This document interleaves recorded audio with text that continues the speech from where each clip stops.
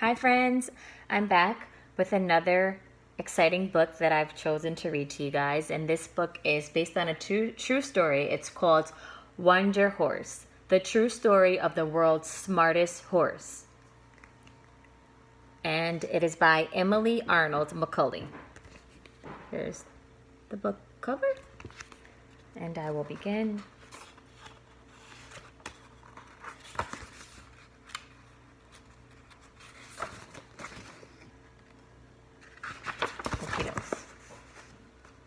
Okay.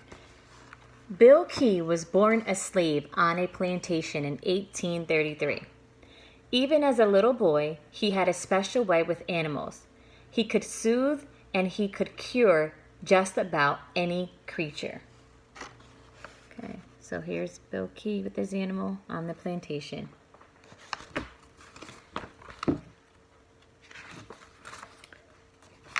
After Bill grew up and slaves were freed, he became a veterinarian. He was called Doc Key. Most of his patients were horses.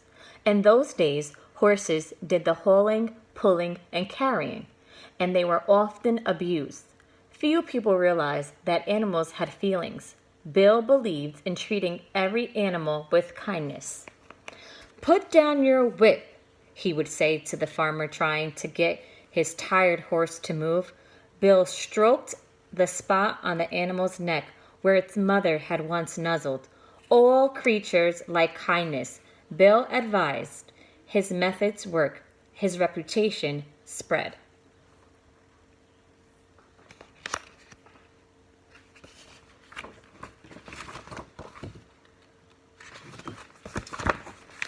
Doc created a medicine called Keystone Liniment.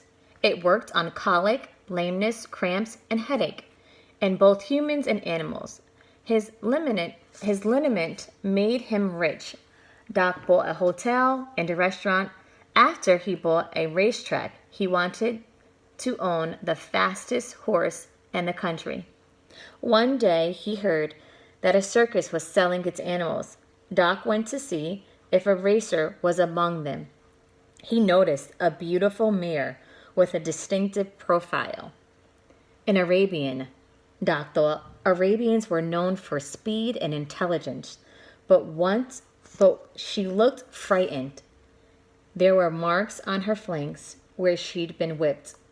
Doc bought her for $40.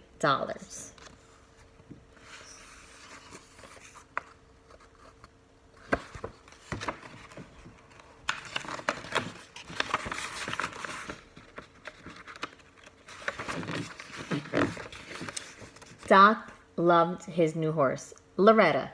She was the smartest horse he'd ever known. He found a champion stallion to father her foal. Then he waited for his future champion to be born. But the new foal had twisted legs and a mottled, homely coat.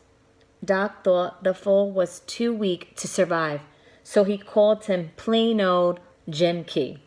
Worse, the birth used up Loretta's strength. Doc tried desperately to save her, but Loretta died. Doc's heart closed shut with grief. No one could console him, not even his dogs, who waited for Doc to throw a stick for them to fetch. Meanwhile, little Jim Key tried desperately to stand on his crooked legs. His bright black eyes begged Doc not to lose hope in him.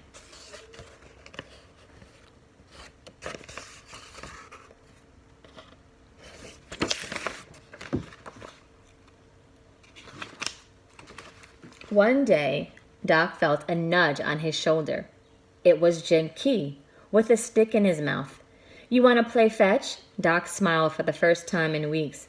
He threw the stick, and Jim stumbled after it. The foal had never taken more than 2 steps. Jim picked up the stick and tottered back. He trotted a few feet. Offering the stick, he spread his lips in a grin. "You're trying to cheer me up, aren't you?" Doc asked.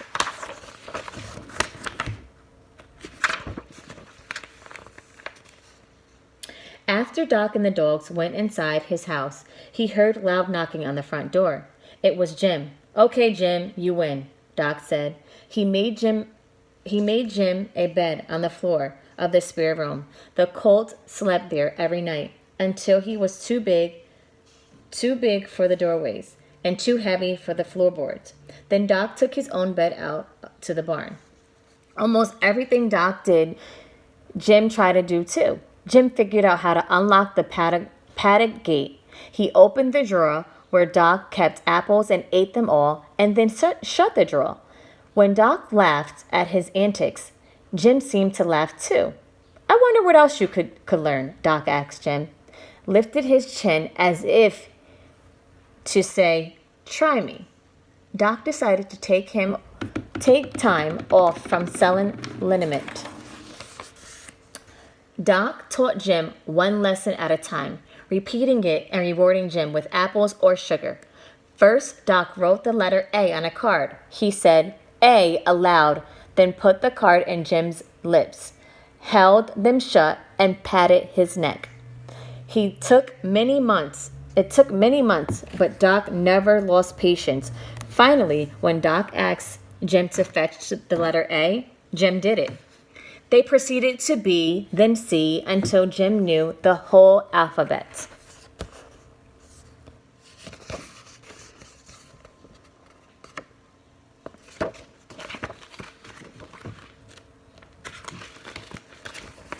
One day, watching Jim add and subtract, Doc cried, Jim, we should go on the road.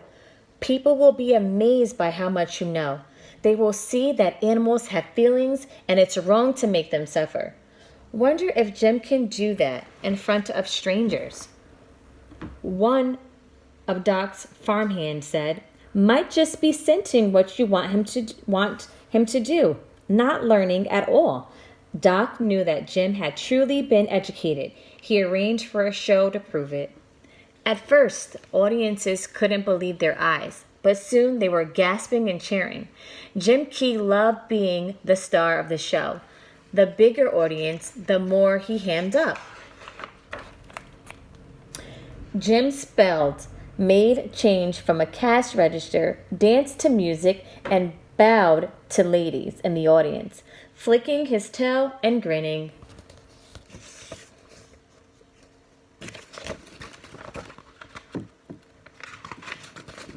Jim and Doc traveled to fairs, small town theaters, and big city arenas. But one day, Doc saw a newspaper headline. It's Horses Intelligence a Fraud. The story asked, how could a little old black man with no education teach a dumb animal to do those things? The next day, there were hecklers in the audience. This is all a trick, one shouted.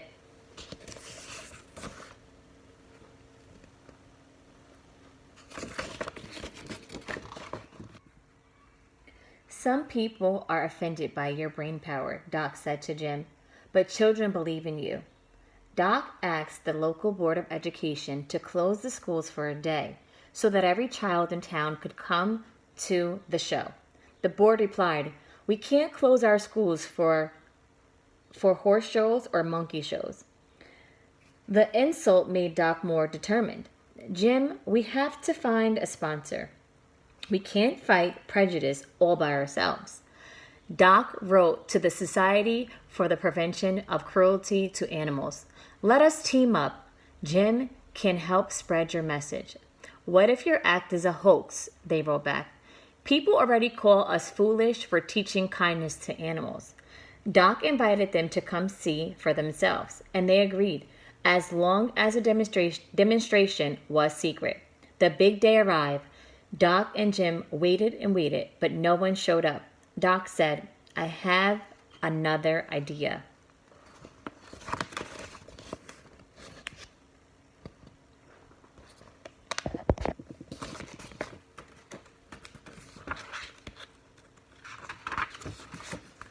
Doc invited a team of professors from Harvard University to examine Jim Key and decide if he was really educated.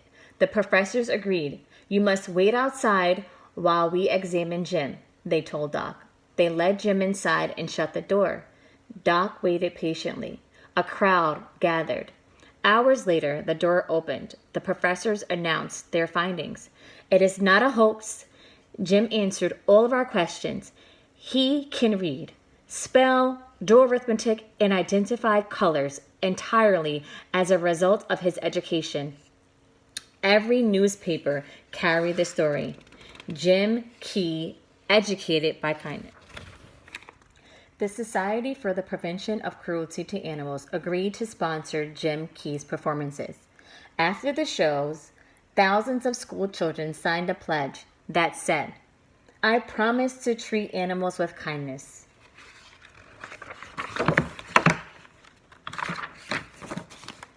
For 9 years, Doc and Jim Key traveled the country in a custom railroad car, delighting audiences of all kinds. Then they retired to a peaceful life on Jim Key Farm, where the enthusiastic fans visited, and Jim was always happy to amaze them with what he knew.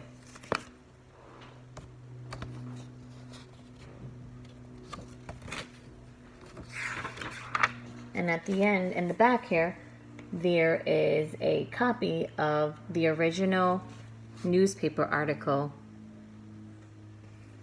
that this was all about way back when. I hope you guys enjoyed the book just as much as I did, and I look forward to reading to you guys more. Take care. I miss you guys so much. Bye.